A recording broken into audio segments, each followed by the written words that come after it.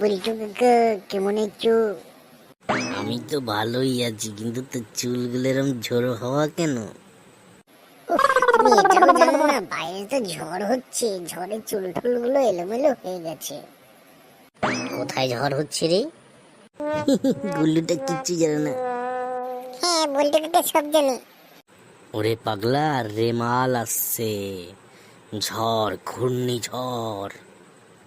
সেই আয়লার মতন বল্টু কাকা? হ্যাঁ রে, আইলার থেকেও বেশি জোরে বইবে, বেশি জোরে।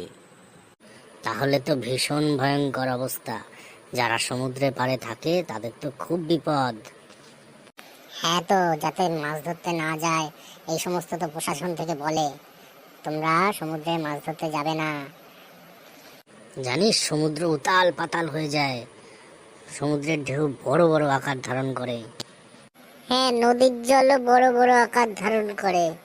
নদীর আশেপাশে যাতে কেউ না থাকে তাই জন্য সরকার বারবার মাইকে বলে যাচ্ছে। আর নদীতে কোনো ফেরি সার্ভিসও চলে না। ওই দেখ, বৃষ্টি হচ্ছে, বিদ্যুৎ চমকাচ্ছে। তাড়াতাড়ি সব বাড়ি যা, তাড়াতাড়ি যা। এগুলো তাড়াতাড়ি চ, বৃষ্টিতে ভিজে যাবো তো। এই তুইও চ, তাড়াতাড়ি চ। এই বল্টু কাকা, তুমিও বাড়ি যাও। হ্যাঁ যাবো, আশেপাশে সবাইকে একটু সতর্ক করে দেই। যাবো তো, নিশ্চয়ই যাবো। এই ঝড়ের মধ্যে কেউ বাইরে থাকে?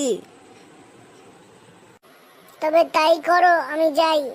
বন্ধুরা, তোমরা যারা দেখছো, তোমরা ঘর থেকে বেরোবে না, ঘরের মধ্যে থেকো। খতরনাক ঘূর্ণিঝড় আসছে।